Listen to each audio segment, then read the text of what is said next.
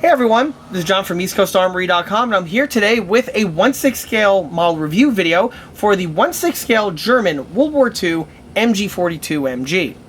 The unit in this video is going to be necessary for another project that I'm working on. In fact, that project is going to be the subject matter of a new product announcement video, which will be posted shortly after this video makes its debut. The reason why I'm making this video is that right now, with the current state of the 1/6 scale market, finding something like an MG42 is not exactly as cut and dry as it was a few years ago. Back in the day, you had several really excellent options for MG42s that were on the market, most of which tend to have been from Dragon, where it was either offered in a few different formats in a pre-assembled and pre-painted format, to also even unassembled kit forms in several other formats as well, being with the AA tripod, the Lafette mount, or just the standard infantry bipod version. Fast forward about a decade or so later, and the kits have essentially dried up. They're still floating around out there here or there, but they're not nearly as common or as prolific as they once were. And with that also goes with price. Because of the lower volume that are out there, the price have also gone up on them, so they're not as nice of an option as they once were. Similar is also true for the pre-built examples, although admittedly there are a lot more of those floating around. The prices on them tend to be a little bit more than what, say, I feel comfortable with paying, specifically for the project like that I need it for. Either way, there is a market for an affordable assembly version of an MG42, and that's what we have here. This unit here I picked up about a couple weeks ago and has been sitting waiting for me to get to it ever since. The unit is a unassembled plastic model kit of a German MG42. The unit is unbranded as far as I know, but they are very commonly found on places like eBay, or at least at the time I'm filming this video. In addition to that, the units are also very affordable. As for how much I paid for this one here, I don't remember offhand, but with the magic of editing, I'll go ahead and put that right there on the lower portion of the screen. This unit was purchased from a vendor in the US. However, more likely when you're buying these online, you're going to be purchasing them from overseas. As for the packaging, what you see here is exactly what I got. There's no fancy packaging on the inside as far as I can tell. However, I went ahead and briefly opened it because I am not going to dox myself. I'm not going to make the same mistake Dragon Lord did. Anyway, back to the model in question. So here it is, well packaged up in this nice unceremonious cardboard box. Let me go ahead and get the things out of the way.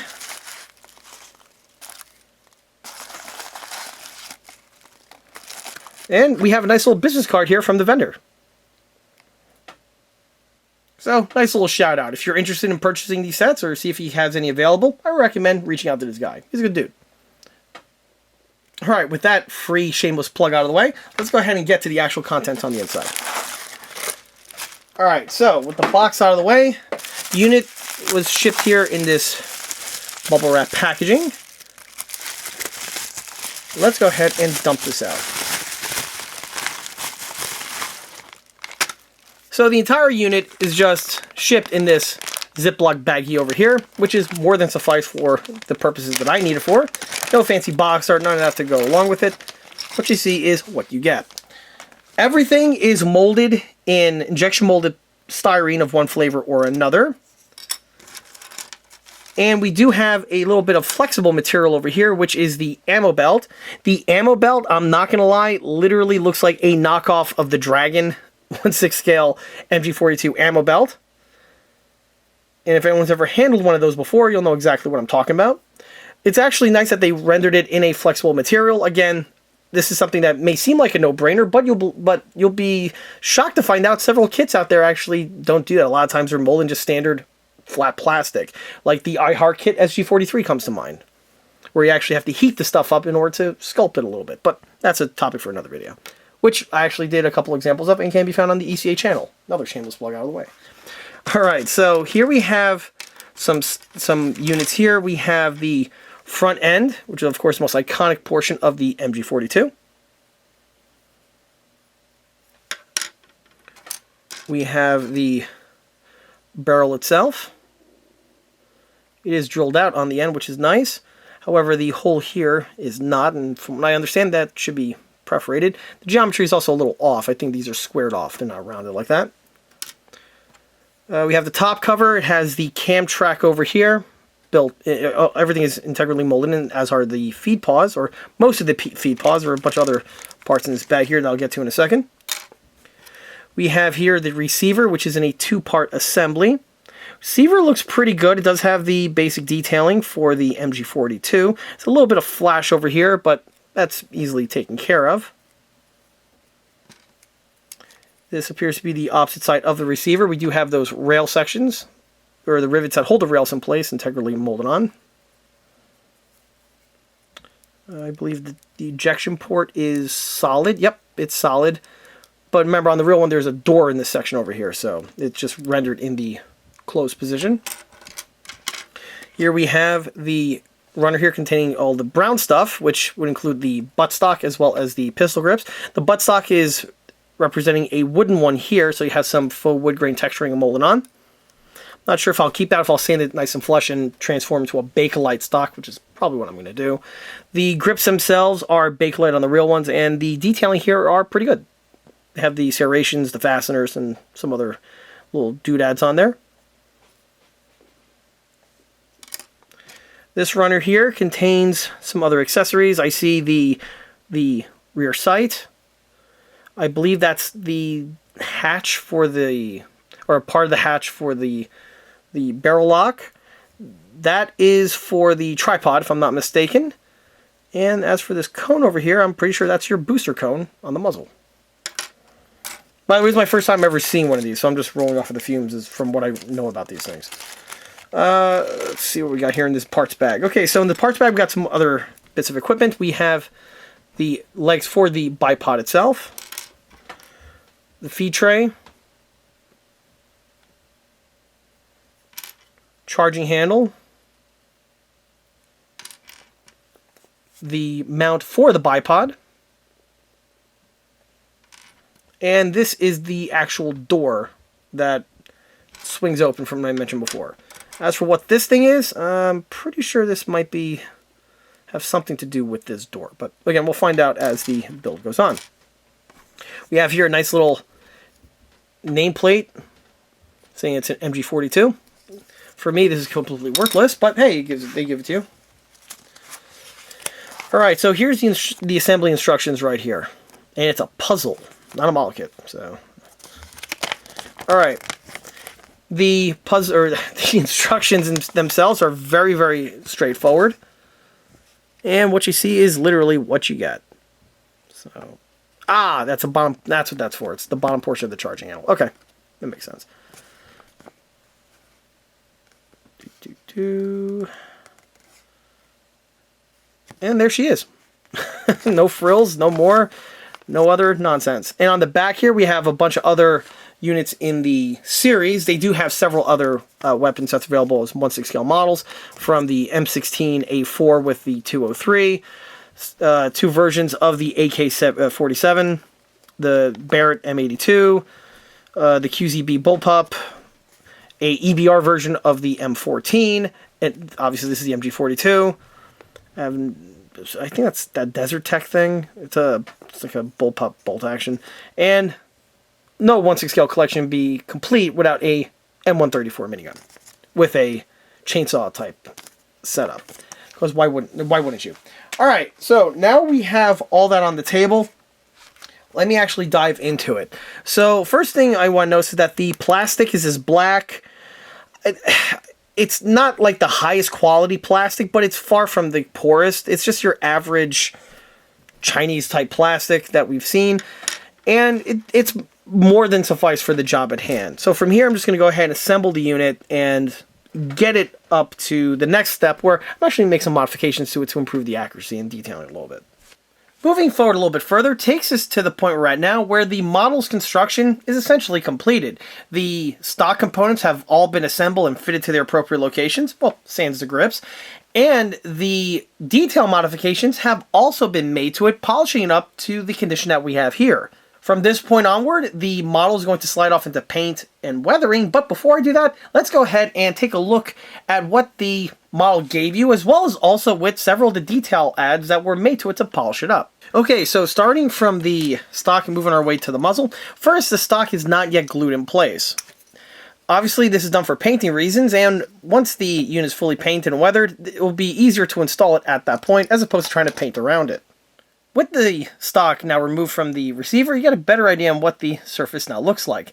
As I mentioned before, when the unit was stock, it had some aggressive wood texturing integrally molded on. In my opinion, it's actually a weak point on the kit, and it does detract from the look of it.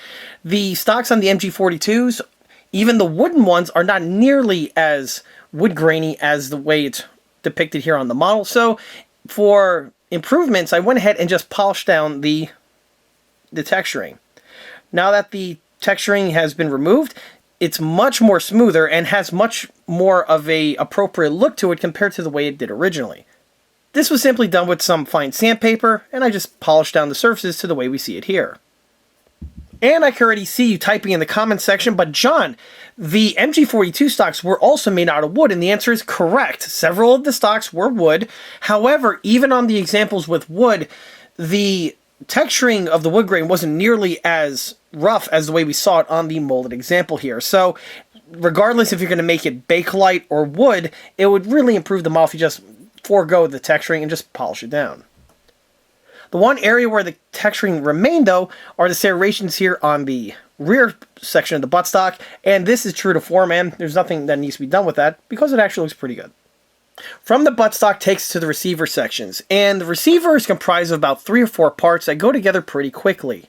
The parts that get fitted in place, some of them serve double function, like the hinge over here, where not only does it give you the belt tray area, but it also acts as the hinge for the top cover.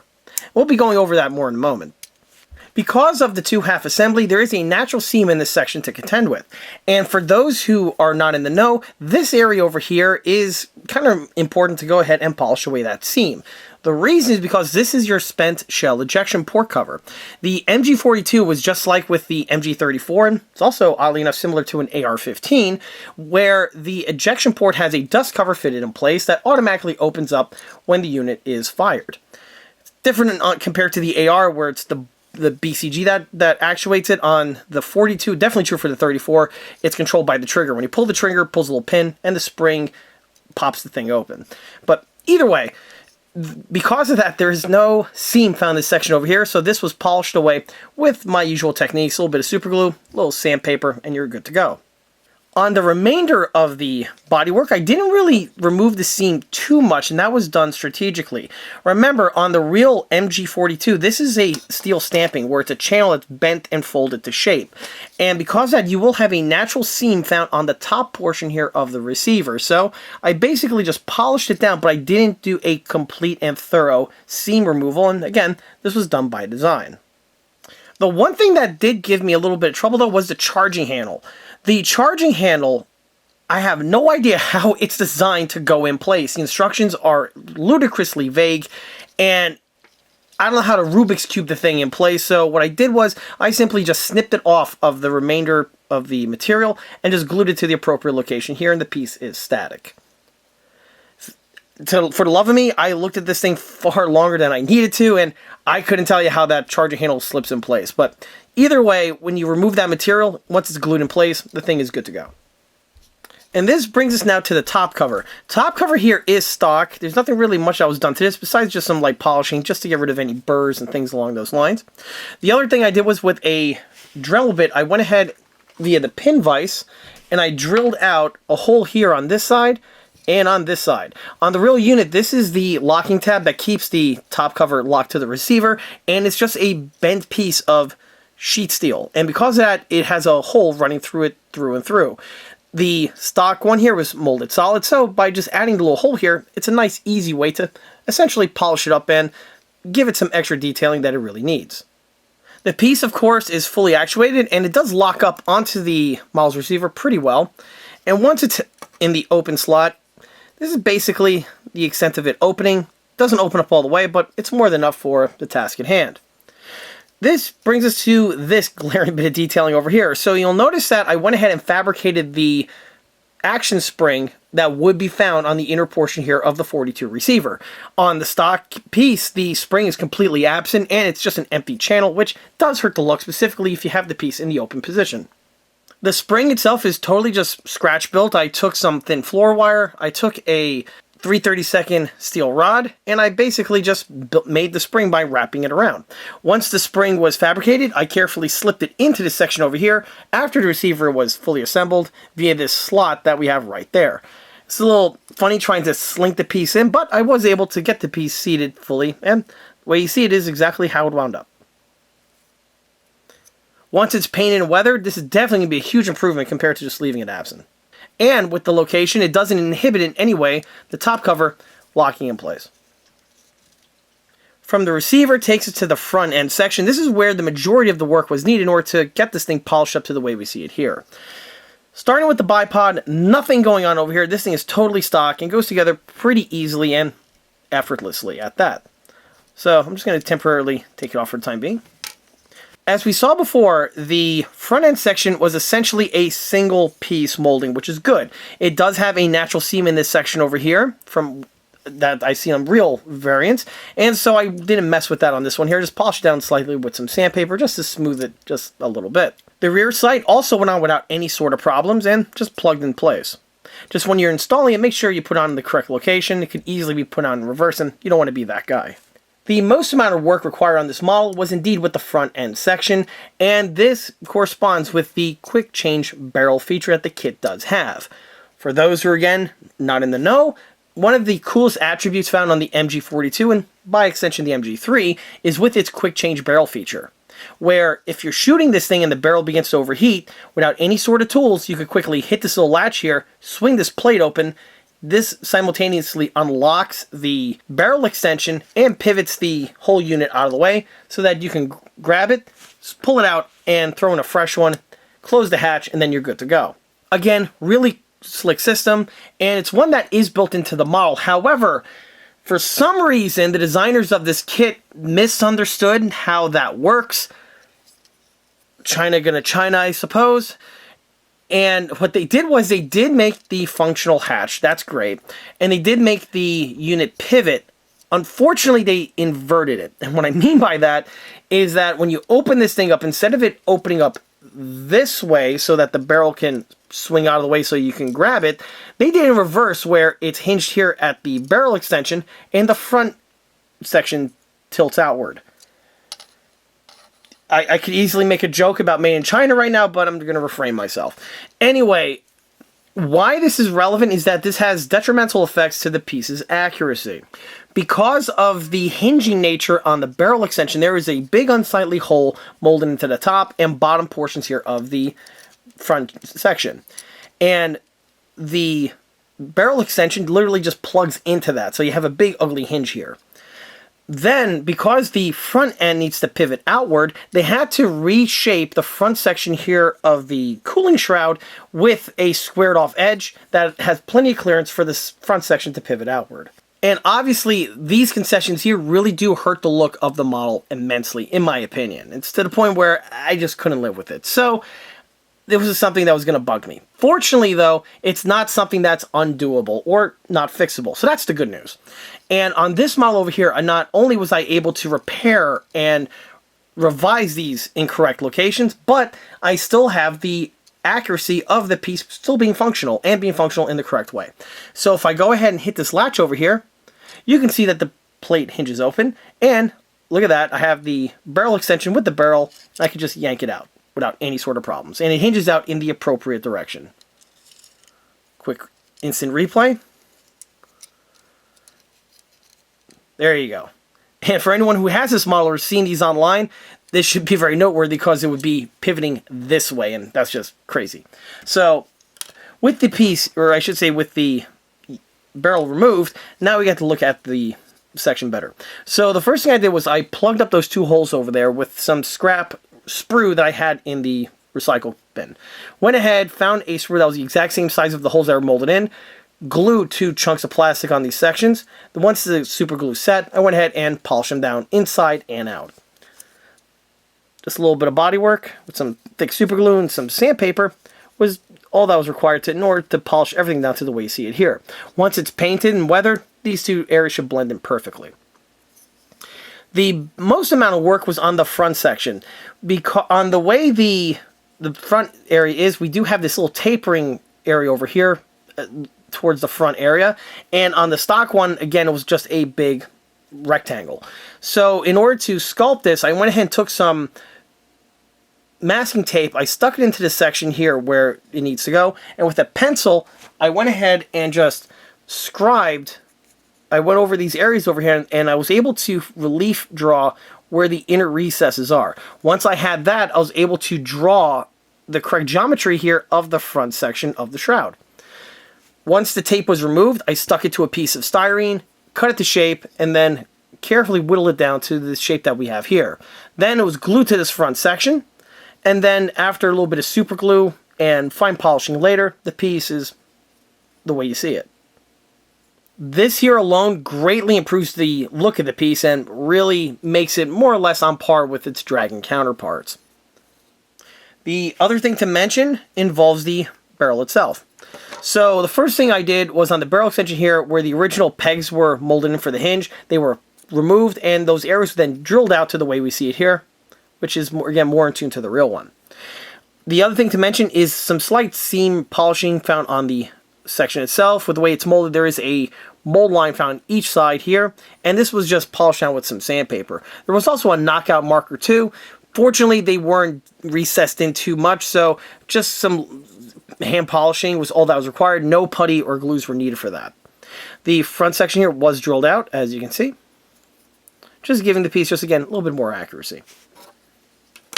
Then has that really nice, satisfying feature where you slide it in. But I do want to be fully transparent. The one inaccuracy that it still has with the shape of the barrel extension itself, this one is rounded, as you can see, while the real one, it is more squared off. However, if I go ahead and square it off, it's not really going to fit too well into here. It'll be a little bit overly loose. So this is one concession that I can personally live with. But again, this goes, this depends on your mileage. For me, this here is more than appropriate and is a huge improvement compared to the way it was originally. The last thing to mention is with the booster section. So this is a two-piece assembly where we have the front section here. It's integrally molded on to the remainder of the cooling shroud area, and then we have the cone that glues on. The cone just dropped in place without any problems. I put a little bead of super glue in this area over here where the two seams are, and I just polished it down with some sandpaper, and after some light polishing, again, it just blended in pretty well. The muzzle section was drilled out, and it was drilled out through and through for, why not reasons. The other thing to mention while on the topic of the drilling are the ports here found on the booster. And these are integrally molded on and they're a bit flat, so with a Dremel bit on a pin vise, I was able to simply just drill out these sections over here, and this is another area that really polishes up the model and makes it kick well above its own weight. This will really look much better once everything is fully painted and weathered. And we also have some airbrush powder fouling in these sections over here. Well, as it turns out, I wasn't quite complete with the modifications because there was one bit of detailing that was omitted on the kit that I needed to go ahead and scratch build in. It's actually a quite important one. And that has to do with the bipod. So the first thing I want to mention with the bipods, I actually had it assembled in the reverse way. And this is something that can easily happen if you aren't paying attention. So with the way the bipod is, it looks pretty symmetrical, but it's not. The piece can hinge more in one direction as it could in the other. And why this is relevant is knowing which area the legs need to be pointing upward. So with the way we have the German bipod, we have these two little eyelets found on these two legs over here.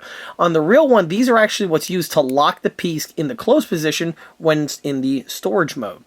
The real bipods are spring-loaded, and with the way this works is we have a lug here on the bottom portion of the receiver, or I should say on the barrel shroud, and when it interacts with these two ovals over here, when it's in place, the spring is going to open up, but it's going to grab onto this little unit, and it's just going to hold it there. And that's how the bipods are kept in the storage position on these units. Well, on the piece, in order to know that the unit is mounted correctly, you want to make sure that the part that has the bigger groove over here is the part that has the eyelets pointing upward. So, very simple thing to look out for. It's also very easy to undo in case you accidentally snap it together in the wrong way. What I did was with the X-Acto knife over here, I went in and slipped in under this little area and just basically pried the piece open, and I was able to disconnect it and do the switcheroo. So again, really easily done, and it's one that you can easily make the mistake during construction. Then this takes us to the bipod lug itself. The piece is integrally molded in, where we have this little half-round section here found on the bottom portion, but the peg itself is missing. The peg, it's on this one here, I scratch built it out of some styrene, 16-inch styrene rod that I had lying around, turned it on the lathe to get the appearance that we have here. Once the thing was done, I drilled it out with the pin vise, and now, after it's glued in place, of course, the piece locks on as it would on the real unit. So it's definitely something to pay attention to. And with this out of the way, now the unit's ready to slide off into paint. And here's the model now fully completed. The model went through its paint and weathering without any sort of problems, and then, of course, it's into final assembly, bringing it to the point that we have here. So let's go ahead and get a closer look at this. Starting with the MG42 itself, this definitely is a huge improvement compared to the way it looked originally. In fact, if you're watching this and you saw the original condition that this thing was in, pretty sure you'd never would imagine it to turn out this nice.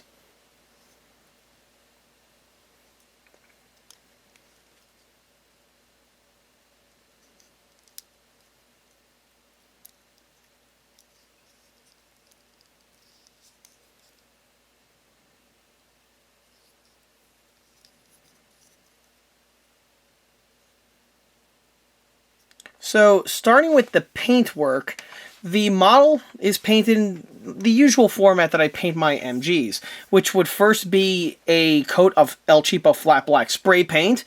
And for this one here, I wanted to give it more of that parkerization look, which would definitely be common seen on German weapons.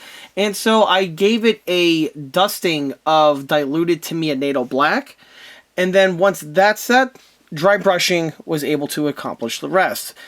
For the dry brushing look, I actually have a tutorial where I do the exact same techniques on a Browning 1919, and that can be found, of course, in the video description below. But the exact same techniques were utilized in this one here. One thing that I did to make it a little bit different, give some character, was with the bipod and the barrel itself. I'm not sure if it comes out on camera, but the remainder of the weapon received the dusting of the NATO black, with the exception of both these components. I just left them with the flat black look because I wanted to give the different color look and make the thing just pop a little bit. Not really sure if it comes out on camera, if it all just blends in once the dry brushing is added, but the barrel and the bipod are a little bit darker and have a slightly different look compared to the remainder of the unit. Of course, the bipod is still fully functional, and now that the unit is painted, it actually holds its shape much better compared to the way we had it before, where it was just dangling all over the place. The barrel change system is still fully functional, as you can see.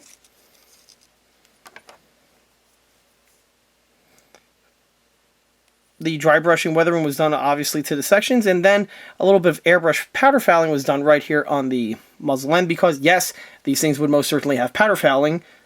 It's funny, I actually had an argument one time where some guy thought that the Germans used some kind of Wunder powder propellant that didn't have powder fouling on it, which not only does it have powder fouling, but it's actually extremely corrosive, which means, yeah, you definitely got to clean that stuff. As for how I know this, well, spoiler alert, I actually have an MG34, and I actually have wartime production German ammunition. So, yeah, I think I know a thing or two about this. Anyway, on the unit over here, the interior was also dry brushed as well.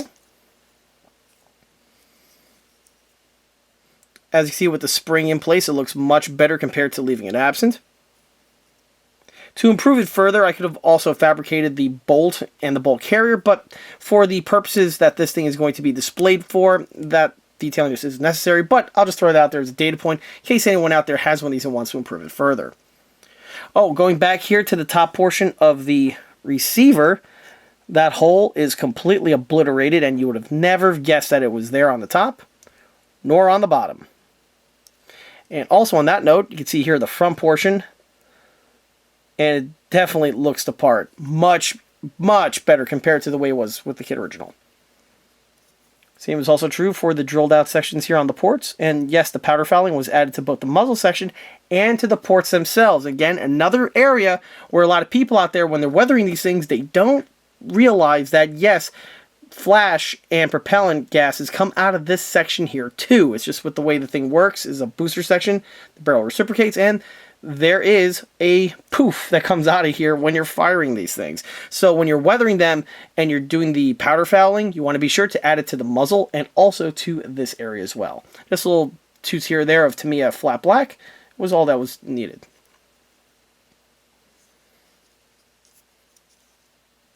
The other thing to mention is the little pin that we have here. Again, huge improvement compared to just leaving it absent. And one little feature that I negated to add before mentioned was with the hole that we have right here in the rear portion of the pistol grip. On the real unit, this is actually your rear sling mount. So yeah, there should be a hole there. Fortunately, it was a really easy thing to add, just with a pin vise and a small bit. I just drilled it out. Oddly enough, the indentations there, molded into plastic, is just very, very faint. So you just got to drill it out and the piece will just come out much better. The other thing to mention are the grips. Huge improvement once fully painted. For the paint work, obviously I went with the red Bakelite look on these, which again is quite commonly seen on many of these weapons from this period. And to get the paint look, the units of course were first spray painted with the flat black. And then for the buttstock over here, I actually took a sable brush with Tamiya Hull Red, and I just dabbed it onto the location tools, basically fully covered. This gives that modded look, and also gives it a little bit of texturing too, as you can see in the light, and it really does a fantastic job with mimicking that Bakelite look. This is one of those things where you could just really pull off in 1/6 scale that isn't really that easily done in the smaller scale counterparts.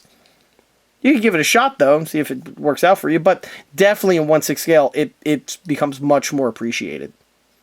For the pistol grips here, these are just done with the airbrush. I had some Hull Red, diluted just with a couple drops of water, so it was a little bit thinner than it should have been, but that worked out to my advantage.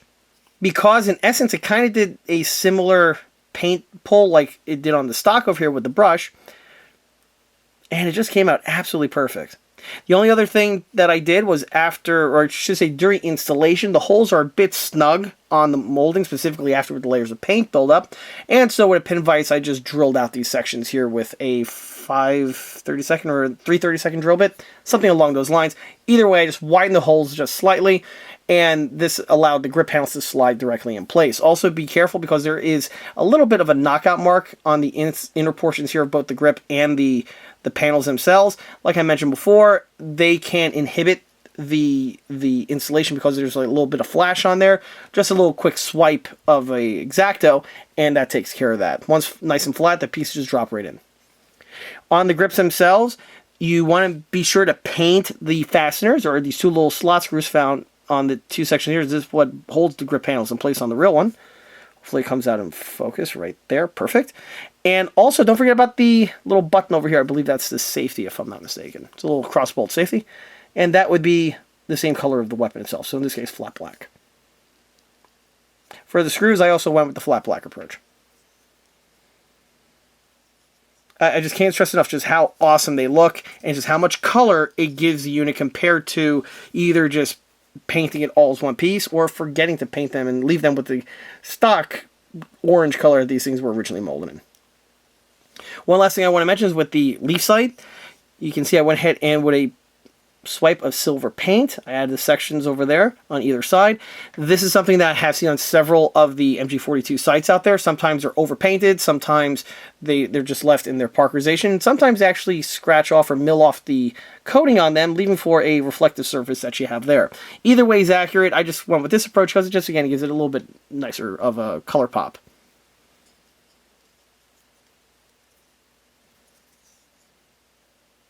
And that's all there is really to mention about the MG, but of course the MG is only half the equation on this set, because in addition to the MG, the set also gives you a pretty decently rendered bullet belt, but you just have to carefully paint everything. As for how to do that, well, here you can see the final end result, and yes, this is the exact same bullet belt that came with the model that I showed before. For painting the unit, this is where you have to do a little bit more precision painting, and also the paint type is going to be very relevant. So the first thing I want to mention, this is a vinyl flexible type material, and because of that, you do not want to use enamel paints or spray paints from the get-go. Absolutely not. Do not use spray paints.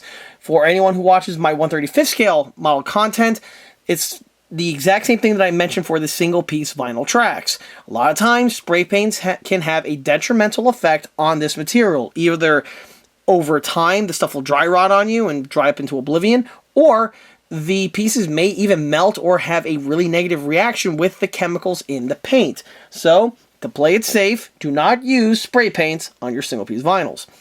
For this here, I painted the same format that I do, again, with my tank tracks.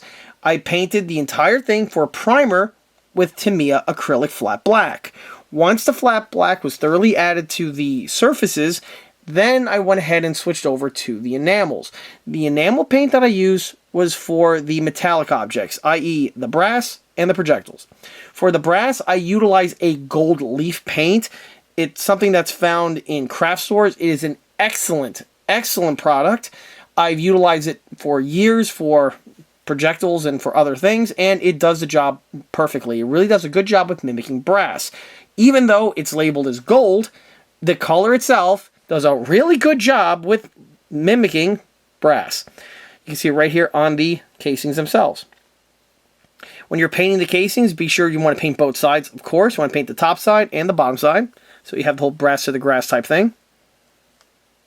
When you're painting these pieces, these are all done with a precision paintbrush. Of course, you want to paint the backs as well. And to highlight the piece even further, because you will get a little bit of drippage going into the middle sections, once that's dry with a little precision paintbrush with Tamiya flat black, I just go ahead and redraw the little lines. As you see, it gives it a little bit more definition, but it also cleans it up and makes it look a lot better. For the projectiles, this is actually Tester's enamel copper. It's one of the few times where Tester's enamel actually does a great job, and I've been utilizing it for my projectiles now for many years because, again, it has some excellent results.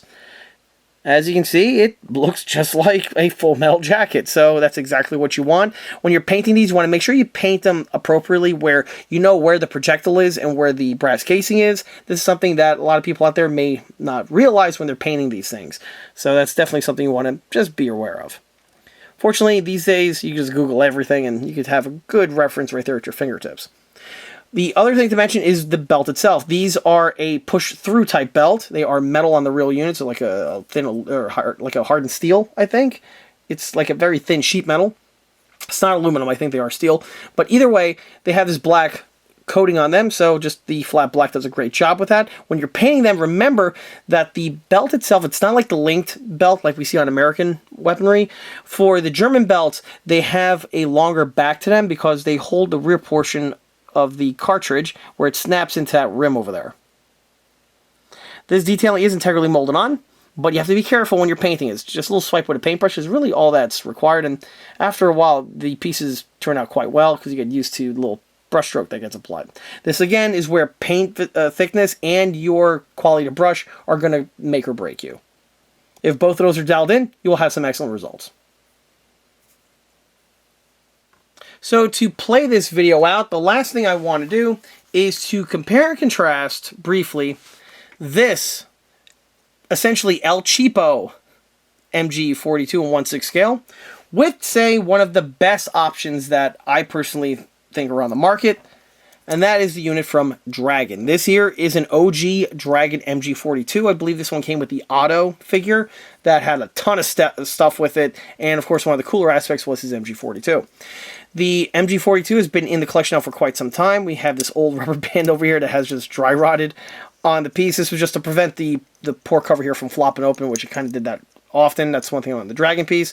But either way, in my opinion, the Dragon MG42 is the best on the 1/6 scale market. It ticks all the boxes. It's a gorgeous piece. So let's go ahead and compare this to the one that I just built here. Because remember, this one here is a really rather, I don't want to say a lower end, but it's definitely a more economy version of this model compared to the higher end one being the Dragon. So let's compare and contrast, see what things look like now that everything has been painted and really fine-tuned.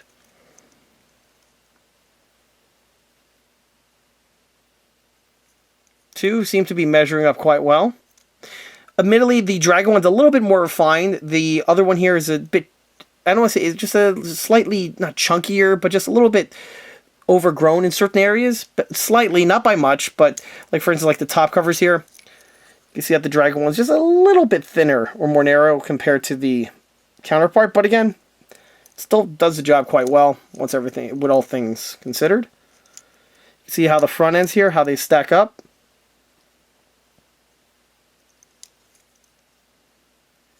The bipods,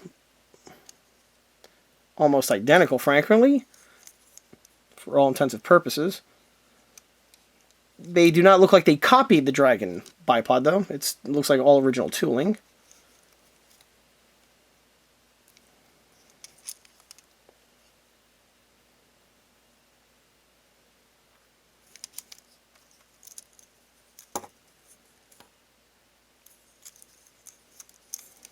Okay, let's go ahead and pop open the top cover.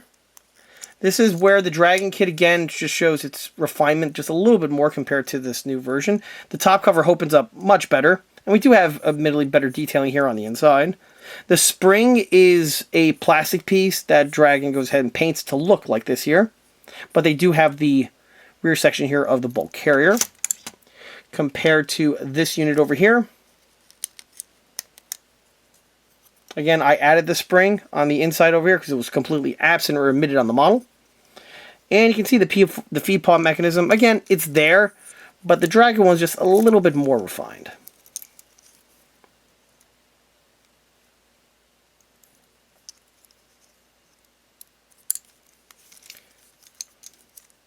Charging handles. This one appears to be in the unlocked position, but I may be mistaken. So I'll just let the internet talk about that. That's all there is to it.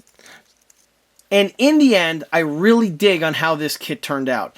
This is a model here that is floating around on the market right now, and they are very plentiful, and most importantly, they are very affordable when found. And this is key, because although the Dragon one is a bit more refined compared to this one over here, the Dragon one is first not nearly as prolific as they once were, and on top of that, when found, tend to be a bit more costly.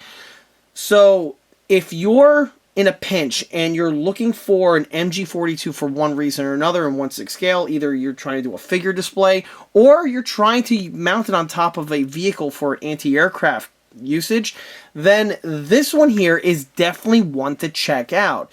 The model does build extremely well, and with a little bit of hand polishing here and there that I went over in this video, you could really kick it up to a level that basically, at the end of the day, is almost on par with the Dragon counterpart for a fraction of the price. As I mentioned before, this unit is perfect for vehicle use. If you're trying to have an MG42 mounted on, say, a German World War II half-track of one flavor or another, or even if you're, say, working on a post-World War II German vehicle, like a Leopard or something along those lines, and you need an MG3, this option here is more than a viable one, and it's definitely one I could recommend to check out. Is it perfect out of the box? No, the Dragon one indeed is, again, more refined, and if you're just looking for an out-of-the-box piece that's basically nearly perfect, or something that's on the market that's pre-painted, that essentially is basically good to go, then yeah, in that case, then you may want to splurge on the Dragon counterpart. But if you are modeling inclined, and you do have a little bit of scratch building prowess, you could really take one of these cheap, affordable kits over here, and without a whole lot of really that much elbow grease, polish up into something that, again, punches well above its own weight. As for this unit over here, this is actually going to be used on another project, which should hopefully be posted shortly after this video makes its debut. But needless to say, I am definitely not regretting building one of these models and bringing it to the table for you all to enjoy. Not to mention, it's going to look killer on the unit that I want to mount it to, and by the way, I've already done it off camera, and it definitely looks the deal. But again, as for what that is, well, you're just gonna have to stick around for a couple days before that video drops. And with that, that wraps up this 1/6 scale review video for the MG42 GPMG. If you like this video, be sure to subscribe to this channel, where it's a great way to keep up to date on new posted content, being 1/6 scale review videos like this one over here, or my other type of content being small scale model showcase videos and 1/6 scale project update videos that frequently get posted. Another way to keep in the loop of new posted content is by liking us on Facebook, where I have more photographs of this particular unit, as well as photographs of the other smaller and larger scale builds that I've mentioned in the past. Furthermore, don't forget to swing by eastcoastarmory.com for more 1/6 and 1/16 scale builds and detail components. Thanks again, and I'll be seeing you all again on the next one. See you there.